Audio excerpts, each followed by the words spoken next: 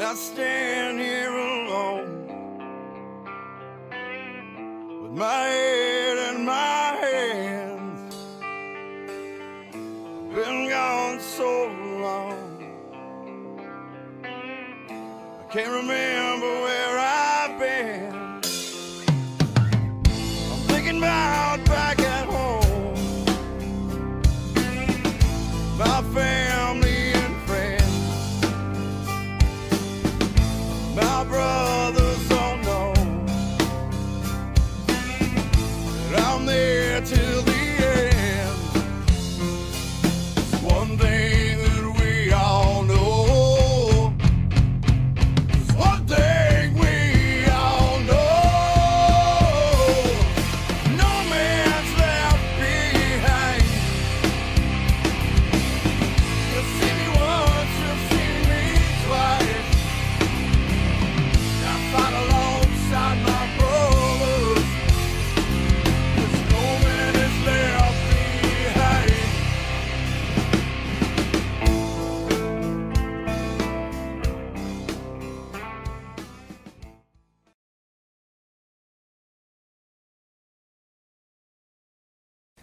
I was in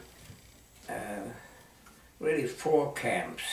I was first in jail, and then I was in Terezin in Czechoslovakia. Then I was in Auschwitz II, which is known as Birkenau.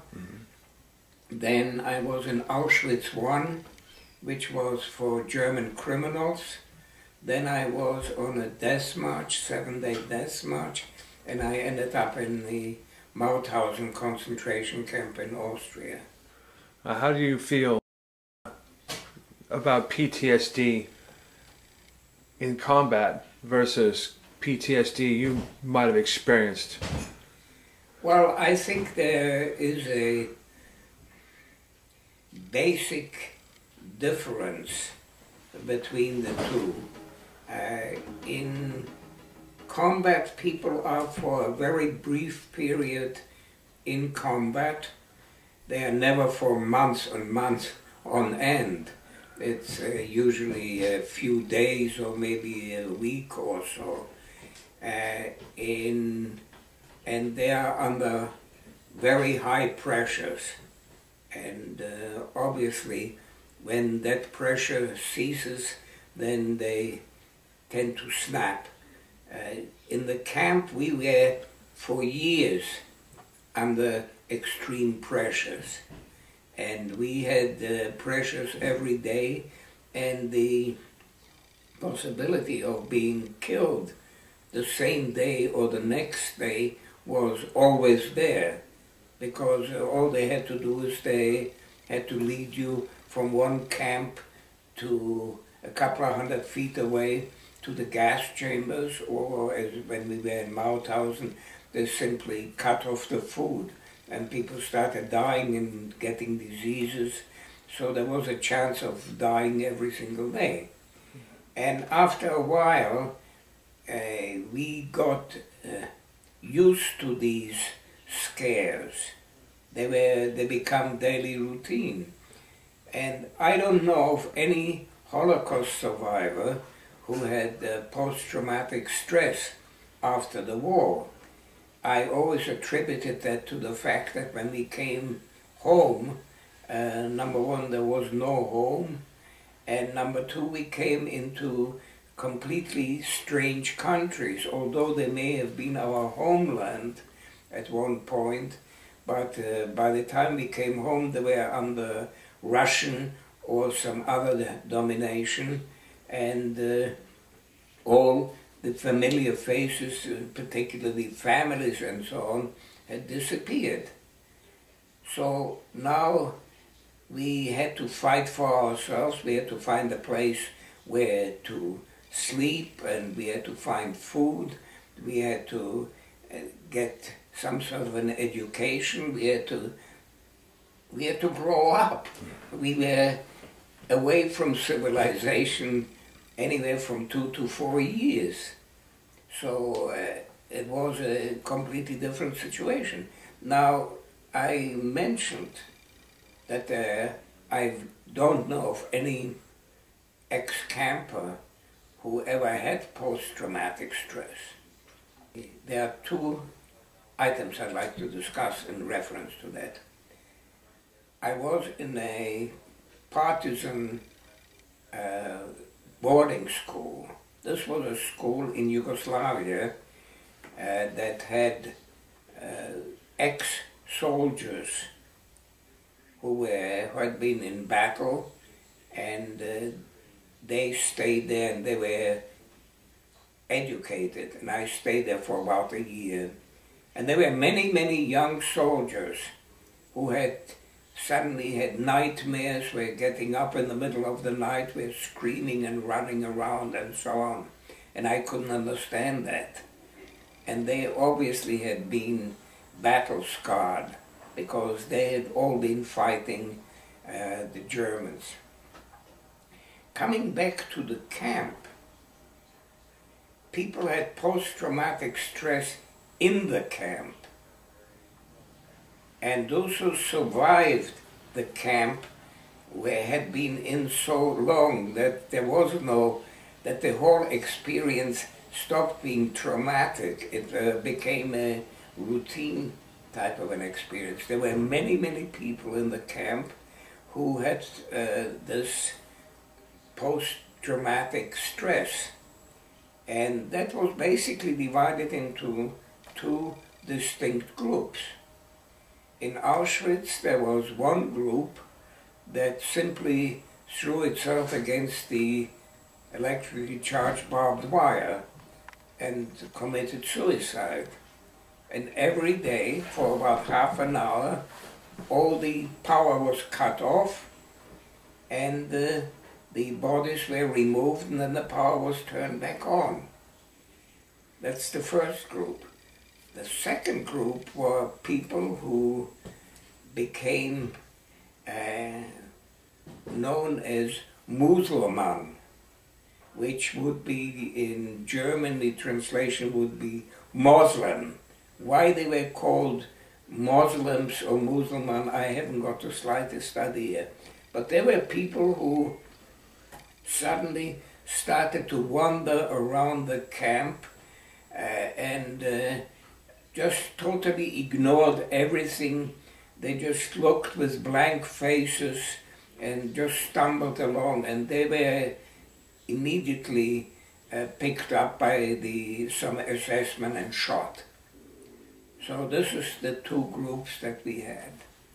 How were you able to cope with those kinds of things? How did that Well, I was a young person. I don't know of any young person who had post-traumatic stress in the camp. The secret of survival in any of these situations is basically 3 points, which one has to remember. The first point is luck. And the second one is adaptability. We adapted ourselves to the situations. Young people always adapted themselves. It's the older people, and I'm talking about not in today's terms older, I'm talking about people in their late 30s, early 40s, who couldn't adapt to the situation because they had lost their families, they had lost their business, there wasn't anything to live for. And these people were the ones who cracked up, who committed suicide, who had probably the suicides were the result of post-traumatic stress, of hopelessness. So the second condition was that you didn't stand out, you didn't look different from the masses. You didn't fight with any of the prisoners who supervised us. You didn't look into SS men's eyes. There are certain things you just didn't do. Adaptability, not standing out, and luck. And young people managed to fit into that. We were lucky because they thought also that they could use us to do labor. But you had to be in a certain age range, for instance, above maybe 14 to 18. That was the most desirable age. Your experience with PTSD was almost everything and everyone at that time, whether they knew it or were able to acknowledge it. Well, there was a lot of it there, Yeah. you know, but it was it was instantly reacted to, Right. you know, and that entire experience, the camp, was a traumatic experience. Yes. And the older you were, the more you realize the reality of it. You know, although we've seen death around quite a bit, and we saw constantly dead bodies, and that was nothing new. We saw people being killed. It was still, it became a way of life. And you became extremely cold and indifferent. You couldn't get there was no way you could get involved in it in any form, shape or size, because if you did, you were right next on the list of being killed. There's nothing measurable for me to understand that with. That's a daily PTSD experience. There was no doubt about it. It was a daily PTSD experience, but as I said, it was daily and for a long time, and so it stopped being a traumatic experience. It became a routine experience. It's just like a fireman who would daily go and fight fires. You know, there may be some firemen who really can't take it after the first few times, but the others, to them, it's just routine. You look past the certain basic dangers, and you start ignoring these things. They disappear. For instance, I was on a death march. There were 60,000 of us. We walked over 3 days. We walked 35 miles and 15,000 died on that death march. Wow. In other words, we were sitting down and getting up, and people didn't get up, and SS-men came and just shot them, and we just continued. And this went on day after day after day, and then we were loaded into open railroad cars, and we traveled for 4 days, and over half the people froze to death because it was winter 1944, which was the coldest winter on record in the 20th century. But none of us ever got emotionally involved in it, because there was exactly one choice, as long as it's not me, And then after a while, you don't give a damn anymore. You just don't care. We were walking on that death march, and I can still hear it today. People were next to me saying, help me, And you couldn't, because if you would have helped him, you would have helped the person for maybe an hour, half an hour or what, and then you too would have collapsed. So that nothing would have happened. And you stop, you get at such a low level in your life where you don't have a choice of acting, but it's the choices are living or dying. It's that low. Okay, so there is no question of morality, of ethics, of compassion, or any of these things. Wow. It becomes strictly self-preservation at its very lowest. Truly lowest. There's no altruism involved in it, because you know damn well that there is no way you could have helped the other person for any extended length of time. You wouldn't have been able to help that person for a day or 2 days, in our case maybe 6 days or 7 days. It was impossible. You know, I mean, totally. We didn't know, obviously, when this whole mess would stop. You know, you always think, hey, it's going to be over within the next 10 minutes or so, because you just reached your point of no return, so to speak. But obviously it wasn't, and physically, and we were, and that's the only thing that kept us going, and not emotional. We totally ignored it. We just listened to the command and just moved. Well, that's definitely as low as a basic life. Well, it was a question of life or death. There was nothing in between. There was no matter of consideration. And so some people write books and they go to great explanations, and maybe 30, 50 years later, which is all nonsense.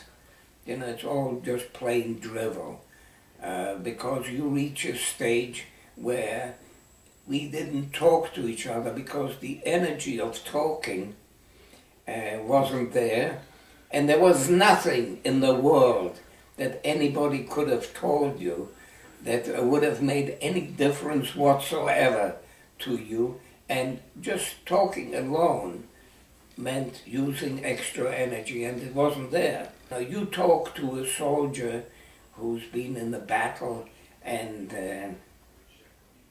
you know, where bullets are flying at him, and there's a comrade lying there somewhere. Ask him, you know, how much compassion and so on he could have.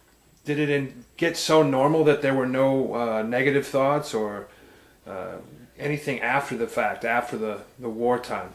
Did it become so normal it just continued, or? No, no. I was so long involved in negative situation and self-preservation that it became part of my life. But the beautiful part is that when the war was over, all that disappeared.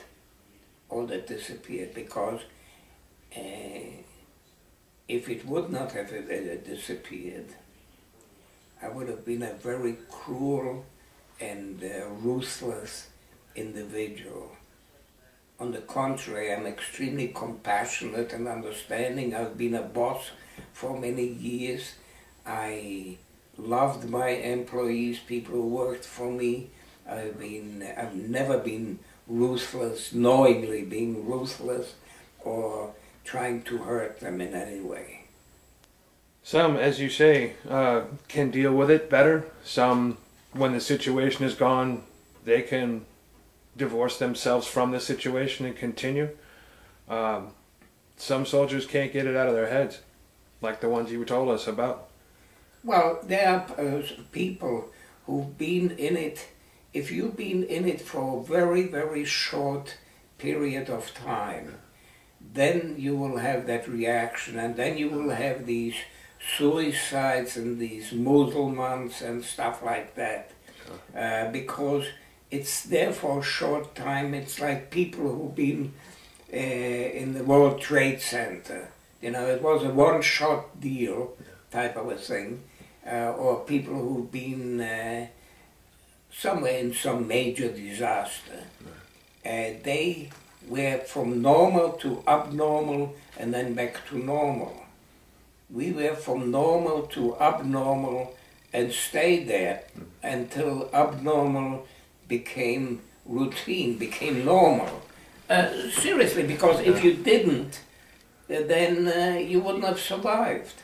Adaptability, you see, and that is the real factor. If you have time enough to adapt yourself to that situation, then the abnormality becomes normal. When I was arrested, I ended up in jail for 6 weeks. And I had difficulty mentally adjusting myself to it the first few weeks. How old were you? I was 15. And I had great difficulty for a couple of reasons. Number one, it was jail, was proper jail with bars and other criminals locked up with me, number one. And number two, I didn't do anything. You see, I didn't sit and figure out what can I say to weasel myself out of the situation, you know. I didn't break a window, I didn't steal anything, you know. I couldn't blame anybody else. You know, I was arrested because I was Jewish. You know, I mean, how do you weasel yourself out of a situation like that, you know? You get arrested for being a Christian, go ahead, weasel yourself out, you know? And there are a couple of lions waiting for you in the backyard. Exactly. You know? You can't stop yourself from being yourself. Precisely. And in addition to this, at that point, I was convinced while I was in jail that every day somebody is going to come and say, I'm sorry, we made a mistake. We let you home. I was convinced that this was going to happen. And once I found myself in the camps, you know, I guess that's changed. there wasn't anybody coming and telling me, whoops, we made a mistake. You know? Once the lions start chasing you, nobody says. Time to go, yeah. Yeah. Oh my gosh. That's, you have to abandon all. I don't want, you know, I find it difficult to say. You definitely don't have to abandon your morality, but I think you have to accept other people's immorality. That's the thing. Wow. You know, it's not a question of giving up your own morality and ethics, but you have to accept the immorality of others. You cannot run around and say, oh, calamity, calamity, how can he do this? You know, where is the humanity of it all and all that? You know, that doesn't work. You know, that's stupid because those guys are some mean bastards and there's no way of turning them away from their action and activities. And the more you scream and holler about it, the more you get upset and it won't change the situation. While we were in Auschwitz, we had a very funny saying. We said, I'm happy that I'm in Auschwitz. If I wouldn't be happy, I'd still be in Auschwitz. Might as well be happy. It was a question of acceptance, this is it, and then finish. You know, make the best of it, because I don't care what you do, it's not going to change the situation one little bit, one iota, nothing. It will change the situation if you're miserable and depressed and all this other stuff. It will change the situation because your life will be more miserable and so on. But that's about as far as it will go. It was a question of positivity, hope, and ignoring it. I don't want to, the word would be ignorance, but I don't know what the verb would be for ignoring. to ignore. You know what I mean? Sure, absolutely. It's not ignorance. It's not, no, it's the ignorance of the obvious, or ignoring what you need, Like what you need to ignore to survive. I'm adapting the questions because your situation is so wonderfully powerful. In that I'm making this up as I go along. you're doing fine. You're doing fine. Normally I ask questions in a row. I'm done within a half an hour. You have story after story which is replete with examples. So those are the examples I take from, and I put them on the screen.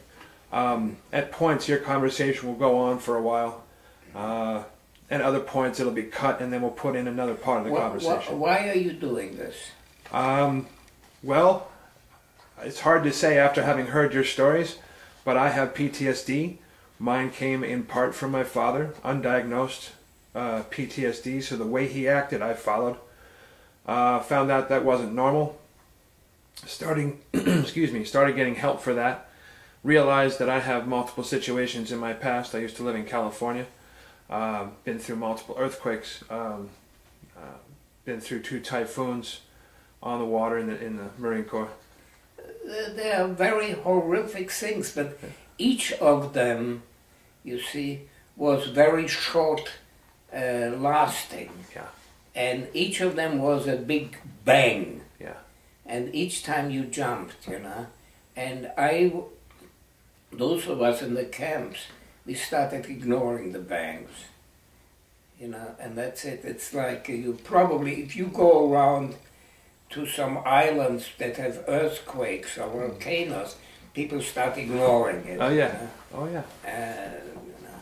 We ignored most earthquakes. We had a saying in California: if it's not above a 5, it never happened. Well, there you are. There you are. Somebody Just, else. you know. Yeah. And somebody else would flip out if it was 3, something that just moved the ground. I lived in Zagreb, Yugoslavia, which was on a fault, and we had many earthquakes there. And I recall on one occasion, we had an earthquake, and we had some china on top of the cabinet, and it fell down, and it got smashed. And my mother came in the room, and I said to her, I didn't do it. That's all I did. You know, it's funny, I've never thought about this in all these years. Yeah, one more reason. I never told that story. It was from my childhood, and it's just the earthquake, the memory of the earthquake. No, I mean, I must have been, I don't know what, 7 years old or something like that. But I've never ever, first time in my life, I ever told this story. Well, I'm privileged. Thank you. Not that it wasn't a particularly great story. No, but it was a good memory. A good memory.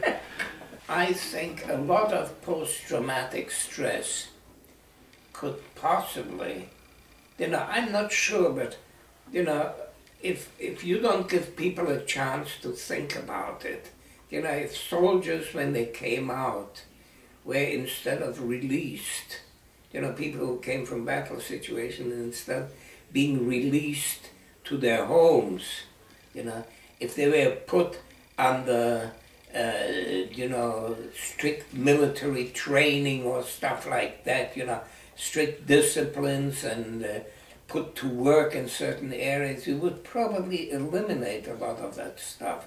It's just my thought. Sure. I find it that post-traumatic stress usually occurs when people have a chance to think about it. What the hell is... You take any person who works in a stressful job in the city, okay? And he works one day and it's stressful, he goes home, he sleeps, and the next day continues. These people don't suffer from post-traumatic stress. True. And I'm convinced that if I were a financial manipulator or something like that, my stress level will be just as high. You know, if I worked for a company that was losing money, you know, whether it's, automobile company or something like that, or whether my entire money is tied up in it, my stress would be probably exactly the same. But it's a long-term stress. They're never short-term stress. It's not that I'm telling you, hey, you just lost your money. Good morning, you got it back. Yeah, yeah. You know? Yeah. And it's people, if you put them under stress for any length of time, I think then the trauma stops being a trauma. Yeah. You take people who have been in jail for many years, you know, and I'm not talking about guilty, but not guilty, you know. Take people been thrown into Chinese jails or Russian jails, or those, you know, so one of those situations, nothing, you know, Guantanamo Bay or you name it. I don't think any of these people ever come out, you know, in any way off the deep end. Do you believe they come out changed? Pardon? Do you, excuse me, do you believe that they have come out as a changed person? Oh, everybody changes. Yeah. Okay, I'm definitely a different person Sure. than I came out. Then I went in. My idea of success is being happy, and my idea of success is not money. I never went after money. I made some money, but I was never a financial, you know, success per se. I earned my keep, and I was happy with it. You know, of course it changes. I met several people who were with me in the camp, who managed to survive, and we met for the first time, and I say for the first time, although I was with them at the time, I didn't know them because they spoke Czech and I didn't, you know, but we were exactly in the same situation. Exactly, we went through the same selections by Dr. Mengele and so on. And we met and we fell into each other's arms, and we immediately felt a certain kinship, and they were people I continue to be friendly with, and there's something that ties us together. I met a ex-GI who liberated me in Mauthausen. Well, he was a soldier. Sure. He was one of the group of soldiers who liberated the camp. Sure. I didn't know it then, and even if I would have known, he spoke English and I didn't, you know, so it's totally besides the point. But he arrived, he was in the camp the same time I was there. You know, I mean, he sold the camp, he liberated it, and so on. And we met, by sheer coincidence, we were at the Suffolk County Community College. He was supposed to be the speaker as a liberator and I as a prisoner, and suddenly I realized, hey, this guy liberated the same camp where I was, you know. And we met before, a couple of days before, for an interview by Newsday. And here was a man who was about 6 years older than I was. He was, I think, 23, I was 17. Yeah, he was a young kid, you know, He was in the military. He's been fighting. Battle of the Bulge, went through Europe. The whole bit. Typical GI. Mm-hmm. And now these two old men, in their 80s,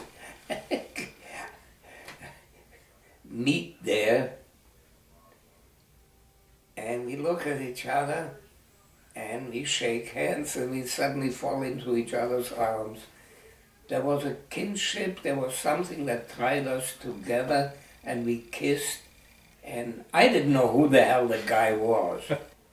I think all of us who went through these experiences, these extreme experiences, realized certain things, that the most important thing, the only thing that you really have, that you really possess, is your relationship to others and what you have in your head. Everything else can disappear from 1 second to the next. The house that you have, that you live in, everything, whatever, it's all gone, The only thing that you have is you, and if you know a friend, that relationship between people and what you have in your head. Everything else is crap. I've tended to agree with you for a long time. No. I understand the sentiment, though. I do. Well, it's nothing deep. No, but nothing profound. I haven't said anything you haven't heard before. True. But to hear it from your perspective makes a different spin for me. So I hear it and I reflect on my life and I say, wow, that's poignant. That makes a difference. That's where I was in these situations. Yeah. But it was for a brief second. And when you have a prolonged experience like you did, it becomes, for lack of a better term, normal. Yes, to be abnormal and be in that situation. It has to become normal, because if it does not become normal, you won't take it. Yeah.